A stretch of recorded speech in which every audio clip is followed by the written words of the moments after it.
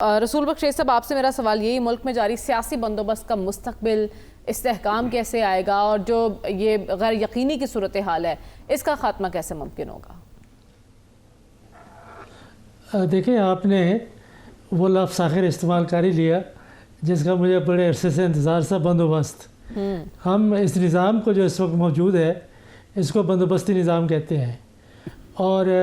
اگر بندوبستی نظام چلیں گے تو حفیظ اللہ نیاز صاحب نے جو دو کلیدی سوال آپ کے سامنے رکھے ہیں کہ کیا حکومت اپنی مدت پوری کر سکے گی، اور دوسرا یہ ہے کہ کیا آئین کے مطابق حکومتیں چلیں گی، تو وہ یہ ہے کہ بندوبستی نظام آخر کوئی آسمان سے تو نہیں اترا، انسان ہی چلاتے ہیں۔ وہ پاکستانی ہے، اور وہ پاکستانی ہے جو پاکستان کی ریاست اور حکومت میں کلیدی کردار ادا کرتے رہے ہیں۔ غلام محمد سے لے کے اور سکندر مرزا سے لے کے آج تک یہ جو 7 سال کی بات کی ہے نیازی صاحب نے، وہ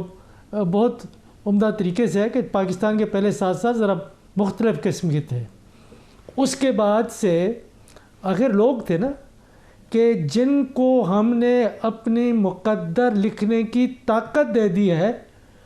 انہوں نے فیصلہ کرنا ہے کہ حکومت اپنی مدت پوری کرے گی یا نہیں کرے گی، کون سی سیاسی جماعت چلے گی، کون سی نہیں چلے گی، کون سا سیاسی رہنما اندر ہوگا، کون باہر ہوگا۔ اور اس میں آپ 1950s کی خصوصی طور پہ ایوب خان کے ٹیک اوور سے پہلے کی تاریخ پڑھیں، اور اس میں ایک بہت بڑے صحافی تھے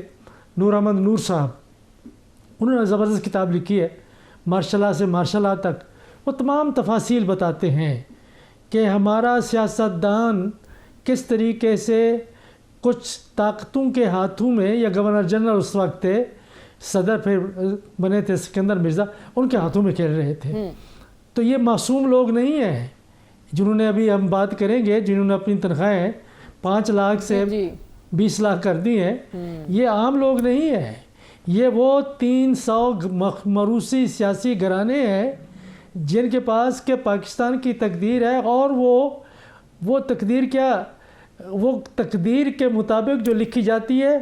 وہ ایک پلیئر کے طور پر کام کرتے ہیں اور ان کو معاوضہ ملتا ہے۔ لیکن حیران کن بات یہ ہے نا، ابھی جس بات کا آپ نے ذکر کیا تنخواہوں کے حوالے سے رسول بخش صاحب، سب ہم آواز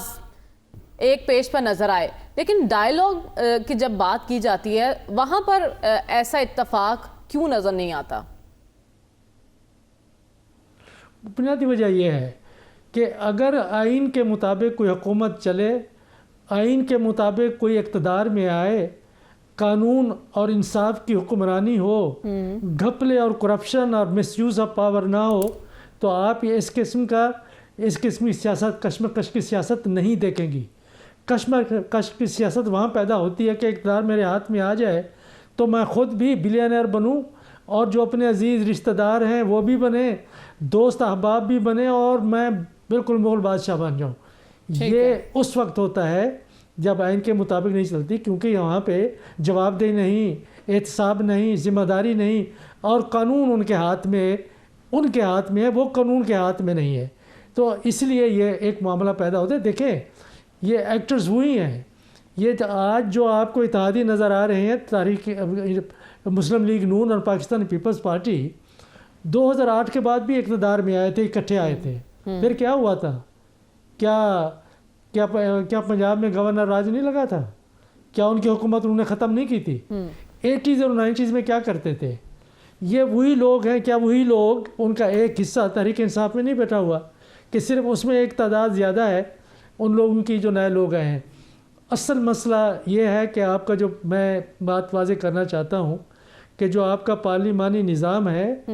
اس نے، اور یہ پارلیمان میں جو لوگ بیٹھے ہوئے ہیں وہی وزیر اعظم بناتے ہیں، اسمبلی میں بیٹھے ہوئے ہیں وہی وزیر اعلیٰ بناتے ہیں، تو وہ یہی نظام چاہتے تھے۔ یہ ان کو کوئی اور نظام نہیں چاہیے، تو وہ انتظامیہ کو بھی اپنے ہاتھ میں رکھے ہوئے ہیں، اب عدلیہ بھی ان کے ہاتھ میں آ گئی ہے، میڈیا بھی ان کے ہاتھ میں ہے، قانون جو مرضی چاہیں جس وقت چاہیں بجانے، میجورٹی کی بات ہے نا، کہ ایک 5 منٹ میں اگر آئین میں تبدیلیاں ہو سکتی ہیں تو قانون میں تو میرے خیال میں 1 منٹ لگے گا نا. ٹھیک ہے, وہ صرف رائے دینا ہے, ہاتھ کھڑا کریں, ہر چیز ہو گئی. اصل مسئلہ آپ کا سٹرکچرل ہے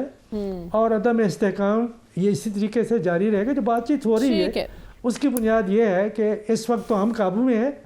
آپ اپنا انتظار کریں اور جس طریقے سے ہم آئے ہیں ٹھیک ہے, اس کے بارے میں کوئی سوال نہ کریں.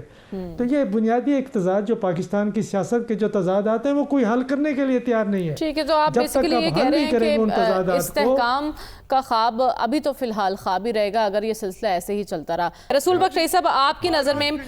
وہ ممبران جو نیشنل ایشو پر متفق نہیں ہوتے, نیشنل ایشو پر ایک ساتھ نہیں بیٹھتے, لیکن جب اپنے مفاد کی بات آتی ہے تو ایک ساتھ بیٹھ جاتے ہیں, اس کو آپ کیا کہیں گے کہ آپ بھی اس کا دفاع کریں گے؟ اس کو ہم کہتے ہیں حکمران ٹولہ,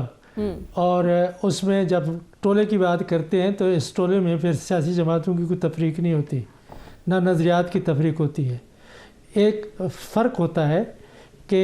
پبلک سروس کا جو آپ منتخب ہو کے کرتے ہیں اور پبلک سروسز کا جہاں پہ کہ آپ کمپٹیشن کا امتحان دے کے آپ نوکرشاہی میں یا بیوروکریسی میں آتے ہیں. ان میں سے اگر ان کو شوق ہے وہ سٹیٹس لینے کا یا وہ تنخواہ لینے کا جو سیکریٹری کی ہے, تو انہیں کہیں کہ سی ایس ایس کا ایگزام میں بیٹھ جاتے نا, یہ سیاست کی بجائے وہاں پہ چلے جاتے. کہ ان میں سے کتنا ہے آپ کے ایم این ایز اور ایم پی اے سارے پاکستان کے ملا کے جن کو کہ کسی ریزنیبل یونیورسٹی میں داخلہ مل سکتا ہے.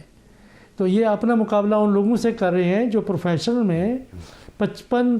سال ان کو ہو گئے ہیں, ان کی عمر تقریباً ہو جاتی ہے جب کوئی سیکریٹری بنتا ہے, وہ اپنی سروس کے آخری 3-4 سال میں بنتا ہے, اور جس محنت اور جانفشانی سے وہ یہ منازل مختلف طے کرتا ہے, وہ بالکل ایک میرٹ بیس سسٹم ہے. تو پبلک سروس جس میں کہ آپ لوگوں کے سامنے جاتے ہیں کہ ہم آپ کی خدمت کریں گے, تو اس خدمت کے لیے آپ عوام کی جیبیں تو نہ کاٹیں نا. پاکستان کی معیشت کو دیکھیں, اگر پاکستان کی اکانومی اسی طریقے سے بڑھ رہی ہوتی جس طرح بھارت کی ہے یا جس طرح چین کی ہے, تو پھر ہم کہتے ہیں, یا پھر یہ ہے کہ پاکستان میں جو گورننس ہے جس کی ذمہ داری آپ نوکرشاہی کے اوپر نہ ڈالیں, بڑھ رہی ہے. یہ آپ کا جو حکمران طبقہ ہے جس کا یہ حکمران ٹولہ ہے, یہ جو سیاستدان ہے, انہوں نے ضلعی انتظامیہ کو یرغمال بنایا ہوا ہے. وہ کہتے ہیں ہم آپ کو چیف منسٹر بناتے ہیں تو ڈی سی بھی ہماری مرضی کا لگے گا, ایس پی بھی ہماری مرضی کا لگے گا. میں اچھی طرح سے جانتا ہوں, ضلع و اضلاع میں جا کے دیکھیں کہ صورتحال کیا ہے, کہ آپ پٹواری کا تبادلہ نہیں کروا سکتے یا ہو سکتا کہ جب تک کہ تائید لوکل ایم این اے اور ایم پی کیا نہ ہو. اور پھر یہ جو ترقیاتی فنڈز ہیں جو پٹواری بہت دور کی بات ہے رسول بخش صاحب, ایک غریب آدمی سرکاری اسپتال میں چلا جائے تو ڈاکٹر نہیں دیکھتا جب تک کوئی ریفرنس پیچھے نہ ہو یا آپ ان کو پیسے نہ لگائیں. دیکھیں یہ نظام کس نے بنایا ہوا ہے, یہ سب بندوبستی نظام ہے کہ جہاں میں میرٹ نہیں ہے کہ میں آپ کو, ہم اپنی ذاتی یا ہم اپنے جن لوگوں کو ہم جانتے ہیں ان کی مثالیں نہیں دے سکتے. صرف اتنا بتاتا ہوں پبلک مفاد عامہ کے لیے کہ اسلام آباد کی ایک مین شاہراہ پر پچھلے 3 مہینے سے ڈھکن نہیں ہے. ایک پارک میں پچھلے 2 ہفتے سے بجلی چل رہی ہے, کوئی بند کرنے والا نہیں ہے, اور سی ڈی اے کے 18,000 ملازمین ہیں. کون ہے ذمہ دار؟ یہ یہاں پہ دندناتے پھرتے ہیں ہمارے وزیر داخلہ کے, کبھی ادھر تصویر کبھی ادھر تصویر, جا کے گلیوں میں بازاروں میں تو جا کے دیکھیں اسلام آباد کی گندگی کے ڈھیر ہیں. اور جس طریقے یہ کون سی مدر, اور پھر آپ اپنے آپ کو انعام دینا چاہتے ہیں کہ ہمیں اتنا تنخواہ دے دیں, ہمیں اتنا. بالکل, پوائنٹ یہ ہے کہ عوامی نمائندے عوام کے مسائل حل کرنے کے لیے ایوان میں پہنچتے ہیں, لیکن جب وہ ایوان میں جاتے ہیں تو عوام کو بھول جاتے ہیں. تو کیا عوام کو بھولنے پر ان کی تنخواہوں میں اضافہ کیا جائے؟